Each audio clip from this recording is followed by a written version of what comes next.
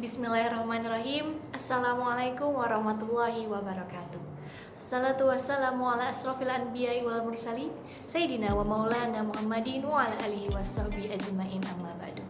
Teman-teman semua, pada kesempatan kali ini saya akan menjawab pertanyaan terkait tentang middle test mata kuliah retorika. Dan sebelum itu mari saya memperkenalkan diri.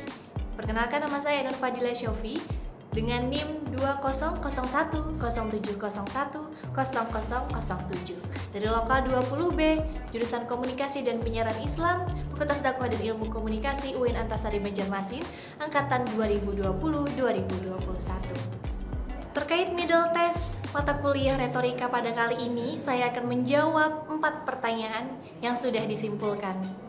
Jadi, tanpa berlama-lama langsung saja kita menjawab pertanyaannya. Baik teman-teman, agar kalian juga bisa mengetahui apa pertanyaannya akan saya cantumkan di atas. Baiklah, kalau seperti itu, saya akan memulai untuk menjawab pertanyaan yang pertama.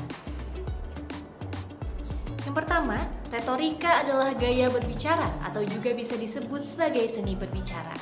Retorika sangat diperlukan dalam berdakwah.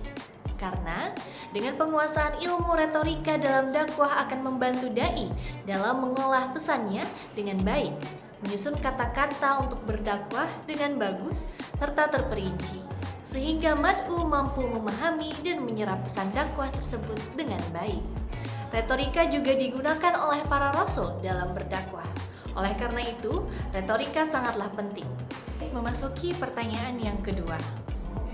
Sejarah retorika diawali sejak masa Yunani, yaitu pada periode awal dikenalnya retorika sekitar abad ke-4 dan ke-5 sebelum Masehi. Lalu, studi retorika muncul pertama kali di Sirakusa, ibu kota pulau Sisilia yang termasuk wilayah kekuasaan Yunani. Dan buku pertama retorika yang bernama Tetralogon atau seni kata-kata yang dibuat pada tahun 467 sebelum Masehi oleh Kovacs dan muridnya Tusias. Mulanya, retorika hanya digunakan dalam ruangan pengadilan, lalu digunakan dalam perpolitikan. Dan pada abad ke-5 sekitar 427 sebelum Masehi, Jordi dikirim sebagai duta ke Athena dan membangun sekolah retorika. Ahli-ahli retorika itu antara lain yaitu Protagoras, Demosthenes, Platos, Aristoteles, Socrates, dengan masing-masing teori retorikanya. Lalu kemudian dilanjutkan di masa Romawi. Kejayaan Yunani digantikan Romawi dan teori retorika Aristoteles diterima di sana. Cicero dan Quintilianus pelanjut ajaran teori Aristoteles retorika. Lalu, abad pertengahan pada masa kini, kaisar-kaisar digantikan. Lalu pemerintah menggantikan membicarakan diganti dengan menembak atau biasa dikenal atau disebut dengan fenomena gladiator. Pada saat itu, the Dark of Ages, kegiatan pidato lebih cenderung hanya berlangsung dengan usaha meniru kebesaran zaman sebelumnya, baik dengan metode imitasi maupun deklamasi. Dan yang terakhir yaitu retorika modern.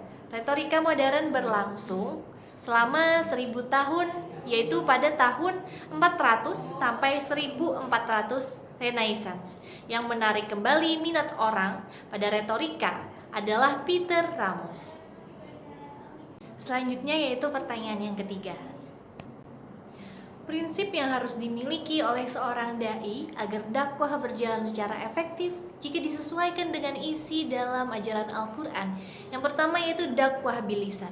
Dakwah bilisan adalah dakwah yang menggunakan lisan atau ucapan seperti ceramah, pidato, kultum, khutbah, dan lain-lain. Lalu yang kedua adalah dakwah bilhal, yaitu dakwah dengan memberikan contoh atau suri tauladan yang baik kepada orang lain. Dan yang ketiga yaitu dakwah bil kitabah, adalah sebuah dakwah yang menggunakan tulisan, contohnya seperti buku kitab, majalah, internet, dan media sosial.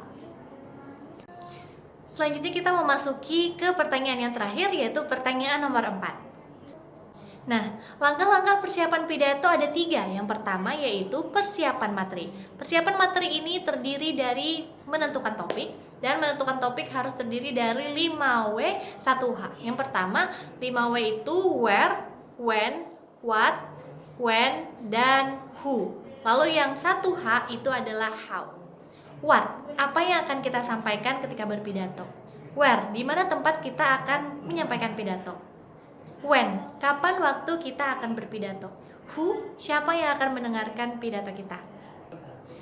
Lalu yang kelima yaitu why. Why adalah mengapa kita harus berpidato itu. Lalu yang 1H-nya itu adalah how. How adalah bagaimana caranya kita berpidato atau menyampaikan pesan-pesan kepada orang-orang. Nah, selanjutnya itu mengumpulkan bahan, lalu merumuskan judul, menentukan tujuan, penyusunan kerangka pidato yang terdiri dari pendahuluan, isi, dan penutup. Lalu langkah yang kedua yaitu persiapan fisik, yaitu untuk menjaga kesehatan tubuh agar selalu dalam kondisi sehat atau fit. Dengan cara olahraga yang teratur, hindari makanan yang mengganggu tenggorokan, istirahat yang cukup, dan jangan tegang. Lalu yang ketiga atau yang terakhir yaitu persiapan mental. Nah, persiapan mental ini adalah usaha yang dilakukan untuk menimbulkan keberanian dan kepercayaan diri kita untuk berpidato. Caranya adalah mendekatkan diri kepada Tuhan dengan cara banyak berdoa, lalu meningkatkan akhlak atau moral diri kita, dan yang terakhir yaitu melakukan dialog pada diri sendiri. Baiklah, itulah jawaban dari 4 pertanyaan yang sudah dirangkumkan Bapak untuk ujian tengah semester pada mata kuliah retorika ini. Saya ucapkan terima kasih banyak sudah menyaksikan dan mohon maaf apabila ada kesalahan dalam penyampaian, perbuatan atau perkataan. Dan sekali lagi saya ucapkan terima kasih. Sampai jumpa. Assalamualaikum warahmatullahi wabarakatuh. Dah.